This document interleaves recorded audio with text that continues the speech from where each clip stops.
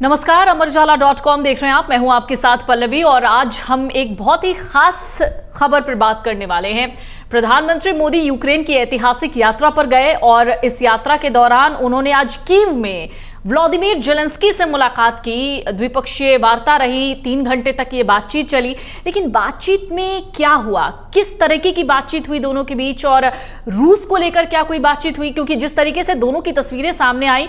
वो कई तरीके के संदेश दे रही थी। इसी पर ज्यादा बातचीत के लिए मेरे साथ सहयोगी प्रणय उपाध्याय जुड़े हुए हैं। प्रणय, आज जब प्रधानमंत्री मोदी और जेलेंस्की मिले तो प्रधानमंत्री मोदी ने जेलेंस्की के कंधे पर हाथ रखा था, वो तस्वीर खूब वायरल हुई है। अब ऐसे में सब ये सवाल और इस सवाल का जवाब जानना चाहते हैं कि आखिरकार दोनों के बीच क्या बात हुई होगी।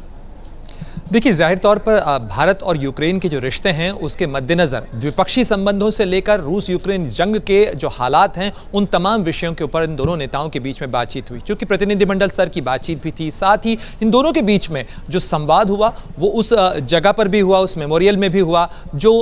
रूस यूक्रेन जंग के अंदर मारे गए बच्चों की स्मृति के अंदर बनाया गया है। और प्रधानमंत्री मोदी का अगर आप भाषण सुने तो उन्होंने साफ तौर पर इस चीज़ का जिक्र किया कि मैं कीव में जो आज कह रहा हूँ लगभग ऐसी ही बातें मैंने मॉस्को में भी कही थी, क्योंकि मॉस्को में उन्होंने राष्ट्रपति पुतिन से हुई अपनी मुलाकात का जिक्र करते हुए कहा, पल्लवी, कि मैंने उनके सामने भी सार्वजनिक तौर पर कहा था कि ये जंग का काल नहीं है, ये युद्ध का काल नहीं है। साथ ही किसी भी चीज़ का समाधान जो है वो बातचीत की मेज़ पर कूटनीति से निकल सकता है। मैदान जंग से, युद्ध के मैदान से समस्याओं के समाधान नहीं निकलते हैं। इन तमाम चीज़ों को उन्होंने कीव में भी दोहराया। साथ ही भारत की तरफ से ये प्रस्ताव दिया गया कि अगर भारत की तरफ से किसी तरीके की सक्रिय भूमिका निभाई जा सकती है बातचीत के लिए, शांति के लिए, तो भारत उसके लिए भी तैयार है। इसके अलावा भारत की तरफ से कुछ चीज़ें जो हैं वो मदद के तौर पर दी गई हैं। करीब 22 टन का जो भीष्म मेडिकल उपकरण होता है वो भारत की तरफ से दिया गया है। और इसके अलावा जो मेडिकल सप्लाई है वो भी यूक्रेन को मुहैया कराई गई है। 10 जेनसेट जो हैं वो भी भारत की तरफ से इस यात्रा में मुहैया कराए गए हैं। और एक आखिरी बात मैं आपको और बता दूं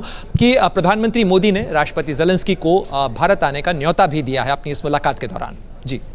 अगर बात करें प्रणय की, जिस तरीके से रूस और यूक्रेन लगातार अशांति फैली हुई है, नजर कहीं ना कहीं दुनिया भर की इस पर है कि आखिरकार दोनों में शांति कब स्थापित होगी, यानी रूस और यूक्रेन का जो वॉर चल रहा है वो कब खत्म होगा।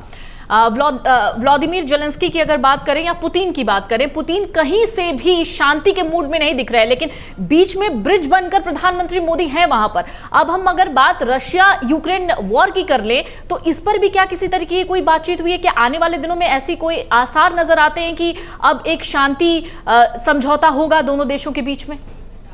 देखिए, कोशिश हर किसी की यही है पल्लवी, लेकिन इस समय समझना होगा कि प्रधानमंत्री मोदी जब यूक्रेन पहुंचे हैं तो वो किस समय में पहुंचे हैं। लड़ाई तेज हुई है, यूक्रेन की तरफ से एक ऑफेंसिव लॉन्च किया गया है। जो रूस का कुर्स्क का इलाका है वहां पे भीषण लड़ाई इस समय चल रही है। ऐसे समय में भारत के प्रधानमंत्री पहुंचे हैं यूक्रेन की राजधानी कीव में और उन्होंने जिस मुद्दे पर बातचीत की है उसके अगर आप डिप्लोमेसी के लिहाज से देखें तो साइनेज का बहुत महत्व होता है, प्रतीक बहुत महत्वपूर्ण होते हैं कूटनीति के अंदर। तो गांधी प्रतिमा जो यूक्रेन की राजधानी कीव में मौजूद है, वहां जाकर उन्होंने न केवल नमन किया, चूंकि भारत के नेता है महात्मा गांधी, लेकिन उसके साथ साथ शांति के बहुत बड़े प्रतीक है महात्मा गांधी। उसके साथ साथ इस युद्ध के समाधान के मुद्दे को लेकर भारत क्या कुछ कर सकता है। और अगर आप देखें प्रधानमंत्री मोदी की इस यात्रा के ऊपर केवल रूस यूक्रेन से ही नजर नहीं है, दुनिया की नजरें इस लिहाज से लगी हुई हैं क्योंकि नरेंद्र मोदी एकमात्र ऐसे नेता हैं जिन्होंने 1 महीने के अंदर, या कहा जाए कि इतनी फ्रीक्वेंटली, राष्ट्रपति पुतिन और जेलेंस्की दोनों से मुलाकात की है, दोनों से बातचीत उन्होंने की हुई। क्योंकि तुर्की के अंतालिया के अपुलिया के अंदर, इटली के अपुलिया के अंदर जब G7 की बैठक हुई थी तब उनकी मुलाकात जून के महीने में हुई थी राष्ट्रपति जेलेंस्की से। उसके बाद जुलाई में वो गए थे मॉस्को में मुलाकात करने के लिए और अब अगस्त में उनकी मुलाकात यूक्रेन के राष्ट्रपति जेलेंस्की से कीव में हो रही है। तो देखिए आप, 3 महीने के अंदर 3 बार मुलाकात हुई उनकी। रूस के राष्ट्रपति पुतिन से मुलाकात, उसके बाद यूक्रेन के राष्ट्रपति व्लादिमीर जेलेंस्की से मुलाकात। तो ऐसे में भारत के प्रधानमंत्री नरेंद्र मोदी एक दुनिया के ऐसे विश्व नेता हैं, एक यूनिक पोजीशन पर इस समय नजर आ रहे हैं कि उन्होंने रूस के राष्ट्रपति और यूक्रेन के राष्ट्रपति दोनों के साथ में लगातार संपर्क भी किया है, संवाद भी किया है। और ऐसे में यह माना जा रहा है कि उनकी महत्वपूर्ण भूमिका इस लिहाज से हो सकती है कि क्या वो परसुएट कर सकते हैं। आज कुछ चीजों का जिक्र भारत के विदेश मंत्री डॉक्टर एस जयशंकर ने भी किया। उन्होंने ये भी कहा कि चाहे ज़पोराजिया का जो न्यूक्लियर पावर प्लांट था उसका मुद्दा हो, चाहे तुर्की की तरफ से जो प्रस्ताव लाया गया था ब्लैक सी को ओपन करके जो व्हीट एक्सपोर्ट था, ग्रेन एक्सपोर्ट था, उसको बढ़ाने का मामला हो, इसमें भी भारत की सहायक की भूमिका रही है। ज़पोराजिया के प्लांट का उल्लेख करते हुए उन्होंने कहा, आप आपको याद होगा पल्लवी कि 2022-23 के अंदर इस चीज को लेकर काफी चिंताएं थी कि ज़पोरिज़िया के न्यूक्लियर पावर प्लांट को यदि कुछ नुकसान हुआ इस लड़ाई के दौरान तो पूरा जो यूरोप है वो संकट के दायरे में आ सकता है। रेडियो एक्टिव मटेरियल जो है, जो फिजाइल मटेरियल है, उसका विकिरण वहां पर हो सकता है, वो असुरक्षित हाथों में पहुंच सकता है। तो भारत की तरफ से उसमें जो भूमिका निभाई गई उसका जिक्र भारत के विदेश मंत्री डॉक्टर एस जयशंकर ने आज जो प्रेस कॉन्फ्रेंस की प्रधानमंत्री और ज़ेलेंस्की की मुलाकात के बाद, उसमें उन्होंने कहा कि भारत ने न केवल इस मामले पर रूस से बातचीत की थी, यूक्रेन से संवाद किया था, बल्कि IAEA के साथ भी भारत ने इस मामले के ऊपर संपर्क किया था, संवाद किया था और ज़पोरिज़िया के न्यूक्लियर पावर प्लांट की जो सिक्योरिटी है वो कैसे सुनिश्चित की जाए, इसके अंदर जो डेनिश प्राइम मिनिस्टर हैं उनके साथ साथ भारत के प्रधानमंत्री ने भी एक भूमिका निभाई थी। जी अगर प्रणय बात करें कि भारत यूक्रेन में जो व्यापारिक समझौता या जो आर्थिक संबंध हैं उनको एक बार फिर से बहाल करने के लिए जो एक टर्म है वो है इंटर गवर्नमेंटल टास्क टीम, जिसके चेयरपर्सन जो होंगे वो जयशंकर ही होंगे, चूंकि आपने अभी एस जयशंकर का जिक्र किया। ये जो टीम होगी वो किस तरीके से काम करेगी?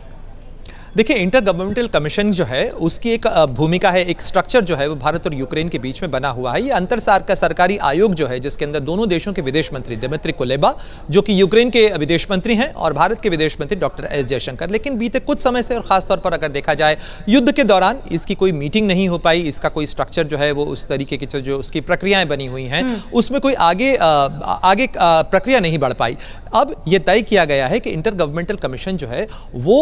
जो भारत और यूक्रेन के व्यापारिक रिश्ते हैं उनको आगे बढ़ाने के लिए कदम उठाएगा, क्योंकि भारत और यूक्रेन के बीच में डिफेंस कोलैबोरेशन रहा है, एग्रीकल्चर कोलैबोरेशन रहा है और आज प्रधानमंत्री मोदी और राष्ट्रपति ज़ेलेंस्की की मुलाकात के बाद में कई महत्वपूर्ण समझौते भी हुए हैं। इन समझौतों के अंदर एक फार्मास्यूटिकल केस से रिलेटेड समझौता है, क्योंकि दवाओं के मानकीकरण को लेकर चूंकि भारत दुनिया का एक बहुत बड़ा फार्मास्यूटिकल एक्सपोर्टर है, इस लिहाज से जो भारत के फार्मास्यूटिकल प्रोडक्ट्स हैं यानी भारत की जो दवाएं हैं उनके लिए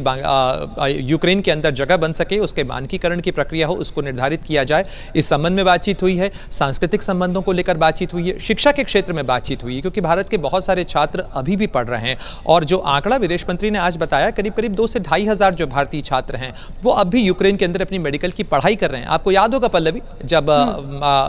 फरवरी और मार्च में रूस और यूक्रेन के बीच में जंग शुरू हुई थी तो मार्च के महीने में भारत ने ऑपरेशन गंगा चलाया था और 18,000 छात्रों को 2022 के अंदर यूक्रेन से सुरक्षित निकालकर भारत लाया गया था। लेकिन अब भी अपनी मेडिकल की पढ़ाई को पूरा करने के लिए बहुत सारे छात्र इस समय भी यूक्रेन में हैं और उसका भी उन्होंने जिक्र किया और शिक्षा के क्षेत्र में भी भारत और यूक्रेन किस तरीके से मिलकर काम कर सकते हैं। यहां तक कि प्रधानमंत्री ने आज जो मुलाकात की उसमें यूक्रेन में उन छात्रों से मुलाकात की जो हिंदी में पढ़ाई कर रहे हैं।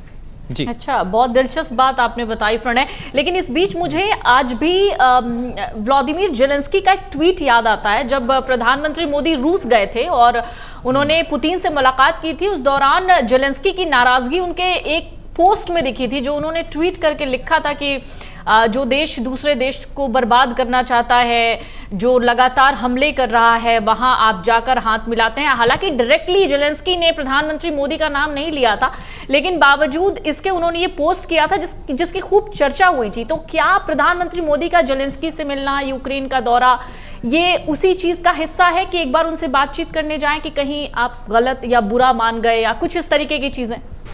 देखिए पल्लवी, अगर प्रधानमंत्री मोदी और राष्ट्रपति ज़ेलेंस्की की मुलाकातों का जिक्र किया जाए तो आप देखें रूस और यूक्रेन के बीच में जंग शुरू हुई 24 फरवरी 2022 को और उससे लेकर अभी तक 4 बार मुलाकात हो चुकी है राष्ट्रपति ज़ेलेंस्की और प्रधानमंत्री मोदी की। इसके अलावा 7 बार जो है वो दोनों के बीच में फ़ोन पर भी बातचीत हुई है। यानी भारत लगातार रूस के राष्ट्रपति ज़ेलेंस्की के साथ संपर्क में भी रहा है, संवाद में भी रहा है। जहां तक इस मुलाकात का सवाल है और जिस तरीके से मॉस्को के अंदर राष्ट्रपति पुतिन और प्रधानमंत्री मोदी मिले थे, उसको लेकर खासतौर पर जो वेस्टर्न मीडिया है उसने एक पूरा नैरेटिव चलाया था। और आज भी जब विदेश मंत्री डॉक्टर जयशंकर की प्रेस कॉन्फ्रेंस थी उसमें भी एक विदेशी पत्रकार की तरफ से इस चीज को लेकर सवाल पूछा गया, जिसका जवाब डॉक्टर जयशंकर ने काफी रोचक तरीके से दिया। उन्होंने कहा कि आपको ये समझना होगा कि हम दुनिया के जिस क्षेत्र से आते हैं वहां पर किसी से भी जब मिला जाता है, किसी से जब आत्मीयता जताई जाती है तो हम गले मिलते हैं उससे और उसके साथ इस तरीके से अपनी गर्मजोशी का इजहार करते हैं। और अगर आप उन तस्वीरों का जिक्र कर रहे हैं जो मॉस्को से सामने आई, जिसके अंदर प्रधानमंत्री मोदी और राष्ट्रपति पुतिन गले मिलते हुए और हाथ मिलाते हुए नजर आ रहे हैं, तो आज की तस्वीरों को भी देखना चाहिए,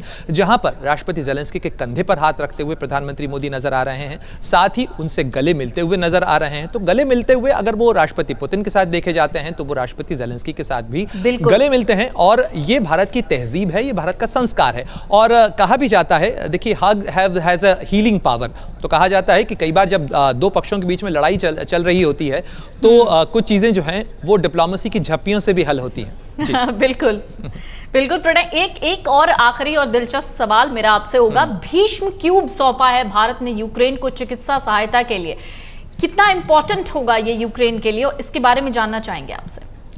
देखिए, ये भारत की तरफ से डेवलप किया गया एक मेडिकल सपोर्ट क्यूब है, यानी एक ऐसा इक्विपमेंट है जिसके अंदर मेडिकल सपोर्ट के तमाम उपकरण लगे हुए हैं, और इसे किसी भी स्थिति के अंदर, किसी भी मुश्किल हालात के अंदर भी इसे तत्काल डिप्लॉय किया जा सकता है, इसे पैराड्रॉप भी किया जा सकता है। और मैं आपको याद दिलाना चाहूँगा कि अब से थोड़े ही दिन पहले भारतीय वायुसेना ने इसको, जो दुर्गम पहाड़ी क्षेत्र हैं, यानी लाइन ऑफ एक्चुअल कंट्रोल के इलाके हैं, चीन से लगी हुई सीमा के इलाके, वहाँ पर इसको पैराड्रॉप करके इसको डिप्लॉय किया। और अभी ही भारत की तरफ से करीब 22 टन के जो मेडिकल उपकरण है, ये जो जिसे भीष्म कहा जाता है, ये मेडिकल क्यूब है, यानी इसे पैराड्रॉप किया जा सकता है, किसी भी मुश्किल क्षेत्र के अंदर इसे डिप्लॉय किया जा सकता है। और ये इसकी ज़रूरत तब पड़ती है जब मोर्चे के ऊपर मुश्किल हालात के अंदर जो वहाँ पे लड़ रहे हैं या सैनिक हैं या किसी को अगर चिकित्सा सहायता की ज़रूरत पड़ती है, तो ये एक तरीके से चलता फिरता मेडिकल रूम है, और उस चलते फिरते मेडिकल रूम को उस जगह पर डिप्लॉय किया जा सकता है जिसके अंदर तमाम मेडिकल उपकरण लगे हुए हैं, और इसे आप पैराड्रॉप भी कर सकते हैं। यानी ये इस तरीके का बना हुआ है कि अगर हवाई जहाज से इसे नीचे पैराड्रॉप किया जाता है तो वहां पर पहुंचने के बाद, जमीन पर पहुंचने के बाद तत्काल इसमें आप चिकित्सा का काम जो है वो मेडिकल सहायता का काम शुरू कर सकते हैं। तो आप अंदाजा लगा सकती हैं पल्लवी कि इस समय यूक्रेन को किस चीज की सबसे ज्यादा जरूरत है, क्योंकि हथियार देने वाले तो बहुत हैं, लेकिन उसकी चोट पर मलहम लगाने वाला भी तो कोई होना चाहिए। तो शायद भारत की तरफ से यही मेडिकल सहायता जो है वो इस समय मुहैया करवाई गई है, क्योंकि युद्ध का मानवीय पक्ष भी है, युद्ध का एक चिकित्सा पक्ष भी है, मेडिकल पक्ष भी है, और वो जो बहता हुआ रिसता हुआ खून है, जो कि हजारों टन बारूद झोंके जाने के बाद दोनों तरफ से रिस रहा है,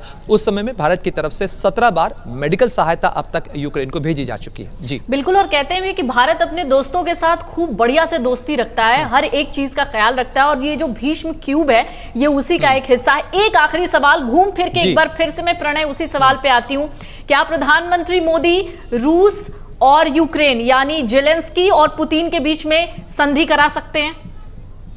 देखिए, करा सकते हैं, ये बहुत हद तक इस पर निर्भर करेगा पल्लवी कि क्या राष्ट्रपति पुतिन और राष्ट्रपति ज़ेलेंस्की एक साथ बैठना चाहते हैं। लेकिन आज जो बातें हुई हैं, भारत के प्रधानमंत्री का यह दौरा बहुत लिहाज से महत्वपूर्ण है, ये केवल ऑप्टिक्स की मुलाकात नहीं कही जा सकती। क्यों प्रधानमंत्री मोदी की इस यात्रा को माना जा रहा है कि ये पीस मेकर विजिट हो सकती है, क्योंकि अभी अभी पिछले महीने उनकी राष्ट्रपति पुतिन से मुलाकात हुई थी, उस दौरान भी उनकी कुछ चर्चाएं हुई, और प्रधानमंत्री मोदी और भारत की तरफ से जो कहा गया है यूक्रेन को, वो बहुत महत्वपूर्ण है। कहा गया है कि बातचीत की मेज के ऊपर सकारात्मक समाधान के लिए साथ में आए, साथ ही जो यूएन चार्टर है, क्योंकि यूएन चार्टर कहता है टेरिटोरियल इंटीग्रिटी, इसको लेकर अगर आप ये देखें पल्लवी कि अब तक पीस की जो कोशिशें हैं, शांति की जो कोशिशें हैं, वो कई मुल्क कर चुके हैं। तुर्की की तरफ से एक पीस प्लान बनाने की कोशिश की थी। आपको याद होगा कि जब युद्ध शुरू हुआ था तो उस दौरान राष्ट्रपति ज़ेलेंस्की को न्योता भेजा गया था बेलारूस की तरफ से, और रूस और यूक्रेन दोनों के प्रतिनिधियों ने वहां पर बैठ के मुलाकात की थी, लेकिन बात नहीं बनी। उसके बाद तुर्की की तरफ से कोशिश की गई थी कि दोनों देशों को एक साथ बैठाया जाए, लेकिन वो कोशिश भी कामयाब नहीं हो पाई। चीन की तरफ से भी एक प्रस्ताव दिया गया था, वो भी कामयाब नहीं हो पाया। इसके अलावा स्विट्जरलैंड के अंदर यूक्रेन पीस प्रोसेस के नाम से एक प्रक्रिया शुरू की गई, जिसकी कई बैठकें हो चुकी हैं, लेकिन उसमें भी समाधान का फॉर्मूला नहीं निकल पाया है। तो भारत की तरफ से जो प्रस्ताव दिया गया है, उसमें भारत ने यह नहीं कहा है कि हम दोनों को एक साथ बैठाने के लिए तैयार हैं, लेकिन भारत की तरफ से यह जरूर कहा गया है कि कुछ चीजें हैं, कुछ दायरे तय करने होंगे, क्योंकि यह युद्ध किसी के भी हित में नहीं है, ये पूरी दुनिया के हित में नहीं है, और अब ये दुनिया पर और यूक्रेन और रूस दोनों पर भारी पड़ रहा है। तो ऐसे में एक सकारात्मक सोच के साथ अगर दोनों पक्ष सामने आना चाहते हैं, एक साथ बैठना चाहते हैं, तो बातचीत की मेज पर इसका समाधान निकल सकता है, और भारत इसके लिए जो संभव होगा वो करने के लिए तैयार है। राष्ट्रपति ज़ेलेंस्की भी बहुत अच्छी तरीके से जानते हैं कि राष्ट्रपति पुतिन के साथ में अगर किसी का संवाद है और जो उन्हें परसुएट कर सकता है, तो भारत के प्रधानमंत्री नरेंद्र मोदी हो सकते हैं। तो वो भी इस अवसर का लाभ जरूर उठाना चाहेंगे, चाहे अपनी बात कन्वे करने के लिए करना चाहें या अपने विकल्पों को मेज पर रखने की कोशिश हो, क्योंकि आज राष्ट्रपति ज़ेलेंस्की की तरफ से जो 10 सूत्री पीस प्लान यूक्रेन का है, उसको भी सामने रखा गया। जी बहुत बहुत शुक्रिया प्रणय आपका। और उम्मीद करते हैं कि जिस तरीके से एक बहुत लंबे समय से यूक्रेन और रूस के बीच में युद्ध चल रहा है, अब जिस तरीके से प्रधानमंत्री मोदी पहले रूस गए, रूस के बाद फिर यूक्रेन पहुंचे, मुलाकात की कई तस्वीरें वायरल हुई, पुतिन के साथ भी, जेलेंस्की के साथ भी, तो देखना दिलचस्प होगा कि आने वाले दिनों में क्या होता है। उम्मीद करते हैं आपको हमारी ये खबर, प्रणय का विश्लेषण पसंद आया होगा। कमेंट सेक्शन खुला हुआ है, कमेंट्स लिख सकते